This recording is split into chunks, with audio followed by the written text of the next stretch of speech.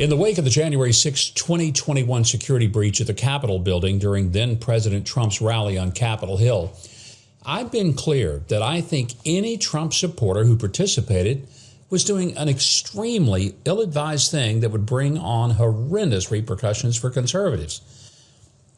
Sure enough, in the months that followed, we saw those repercussions, and they could continue for years. Domestic terrorism by white supremacists, not China, not Russia, not the pandemic or even global warming. No, suddenly it was that January 6 moment that became the biggest threat to the republic, at least to hear Democrats and the media, but then I repeat myself, tell it. Hundreds of Trump supporters were rounded up and held without bail, many to this day. Meanwhile, violent Antifa, BLM rioters all over the country have been routinely let out of jail with no bail at all. They're free to go back and burn more buildings. As if on cue, after January 6, the Capitol Hill area was mobilized, quickly surrounded with tall fencing and razor wire, as well as with hundreds of troops. Washington became an armed camp, with Speaker Pelosi ready to wage absolute war. Now, we got a taste of how quickly this can happen. Even the military was suddenly ready to identify and purge extremist Trump supporters from its ranks. At the same time, I always had a nagging suspicion that the breach of the Capitol fit the leftist narrative just a little too well. Maybe it was just a little too convenient for their purposes, a little too perfect. If the breach hadn't happened, the left would have had to create it. They call January 6 the deadly insurrection, even though it wasn't a real insurrection. And the only person killed at the scene was an unarmed female Trump supporter shot by a still unidentified Capitol Hill police officer.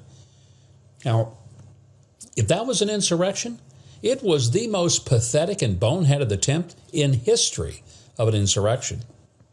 So, was the Capitol Hill breach really just a rally that got way out of hand?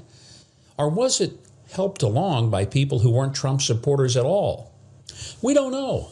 I'm not making accusations. Please understand that. I'm just asking some questions. Some news outlets are looking into the circumstantial evidence to answer that question. Revolver News did a study of the unindicted co-conspirators listed in various charging documents relative to January 6, and they noticed a surprising pattern. In many cases, there were much more aggressive participants than the people who actually had been indicted. It seems the very people who were most active in creating and escalating the breach were the ones who were protected from indictment afterwards, creating some speculation that they were involved either as undercover operatives or confidential informants that day. Revolver News divides the participants in the Capitol siege in two categories, the first being tourists, mostly just harmless people who just walked right past barricades and through open doors. At most, they're guilty of trespassing and or minor property offenses. These are the MAGA moms and the other totally nonviolent protesters who just wanted to show support for an honest election process. It's absurd to think of them as undercover terrorists. Well, that leaves the second category for organized groups such as the Oath Keepers, the Proud Boys, and the Three Percenters.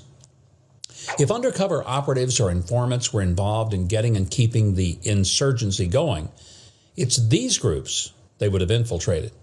And these are the groups that our government claims to be investigating and prosecuting aggressively. What we need to know is whether or not federal informants and or undercover operatives were embedded in these groups and what their role might have been. If they helped instigate it, well, it would represent a new low even for the FBI, which after Crossfire Hurricane is really saying something. It would be, well, a monumental entrapment scheme used as a pretext to imprison otherwise harmless protesters at the Capitol.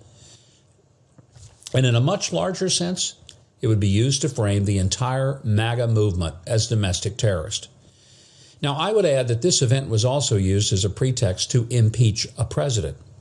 So Revolver News wants to know, how many of the key unindicted co-conspirators in the DOJ prosecutions remain unindicted because they happen to be undercover agents or confidential informants? Director Chris Wray of the FBI surely could explain that. And the piece ends with the question that he needs to be asked rather directly. How many of the unindicted co-conspirators in January 6 cases are now or have been undercover agents or confidential informants? By the way, if you want to read the entire Revolver News article yourself, there'll be a link in the description. If the FBI really did infiltrate these groups and serve as a driving force behind the siege of January 6, this could be one of the most significant stories we're going to ever see. That's because if they did something this corrupt, it essentially means the FBI and likely the entire Justice Department will have to be scrapped and started over from scratch. And that's how you drain the swamp.